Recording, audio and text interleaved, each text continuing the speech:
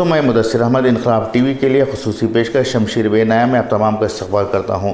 کیرلا میں ایک ہتھنی کا مر جاتی ہے۔ یہ ہتھنی اس وجہ سے مر جاتی ہے کہ کسی نے اسے جان بوجھ کر انانس کے اندر زہریلا مواد رکھ کر دھماکہ خیز مواد رکھ کر اس کی جان لے لیتا ہے۔ اس کے بعد پوری دنیا میں اس ہتھنی کی تائید میں، اس ہتھنی سے رحمدلی کے اظہار میں آواز اٹھتی ہے۔ کئی جانی مانی ہستیاں اس پر ٹویٹر پر مہم چلاتے ہیں، کئی لوگ سوشل میڈیا پر آ کر اس سلسلے میں بیانات دیتے ہیں، اور ہمارے مرکزی وزیر مینکا گاندھی سمیت کئی بی جے پی کے لیڈران رونے لگتے ہیں کہ ایک ہتھنی جو حاملہ تھی اسے کسی نے مار دیا ہے۔ تو دوسرا واقعہ میں بتانے جا رہا ہوں۔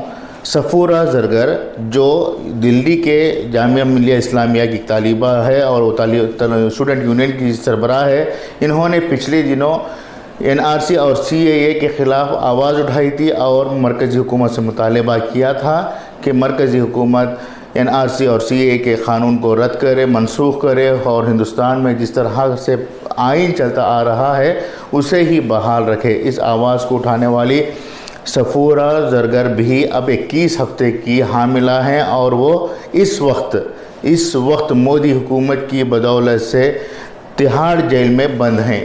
آج ان کی عدالت میں ضمانت کے لیے سنوائی ہوئی، لیکن عدالت نے یہ کہہ کر ان کی سنوائی کو منسوخ کر دیا کہ صفورہ زرگر کے خلاف کئی ایسے گواہ ہیں، ایسے ثبوت موجود ہیں جس میں انہوں نے ملک سے غداری کرنے کی کوشش کی ہے۔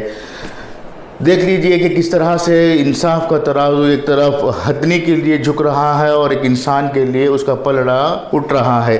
صفورہ زرگر کی حالت پر حکومت کو کسی بھی طرح کا دکھ نہیں ہے، نہ ہی عدالتوں کو کسی بھی طرح کا دکھ ہے، بلکہ یہاں ایک ہتھنی، ایک جنگلی ہاتھی جو ہے مر جاتا ہے ایک انسان کی سازش کی وجہ سے۔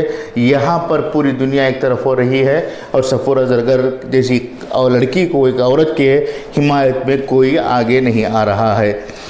یہاں انصاف کا اعتراض جس طرح سے الٹ پلٹ ہو رہا ہے، آج ہندوستان میں انسانوں کی جگہ جانوروں نے لے لی ہے۔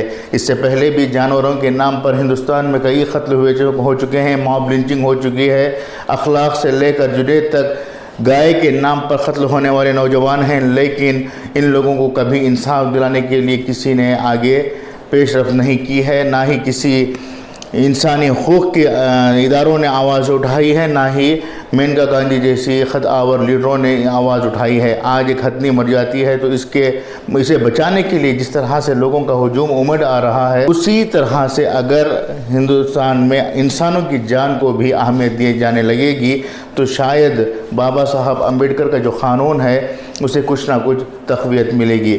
دوستو، میں آج ان دونوں واقعات کو اس لیے پیش کر رہا ہوں کہ NRC اور CAA کے معاملات دوبارہ آواز اٹھانے لگے ہیں۔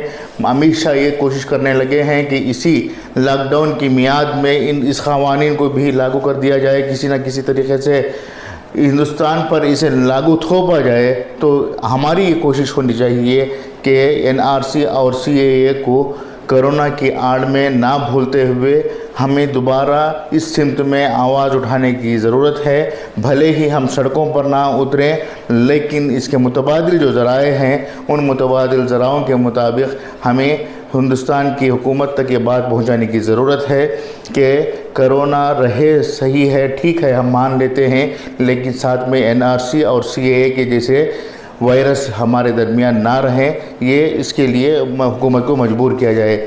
مختصر سی بات ہم آپ کے سامنے پیش کرتے ہوئے اپنی بات کو ختم کرتے ہیں۔ نئی سوچ اور نئی فکر کے ساتھ دوبارہ پیش ہوں گے، تب تک کے لیے میزبان مدثر احمد کو اجازت دیں۔ شکریہ۔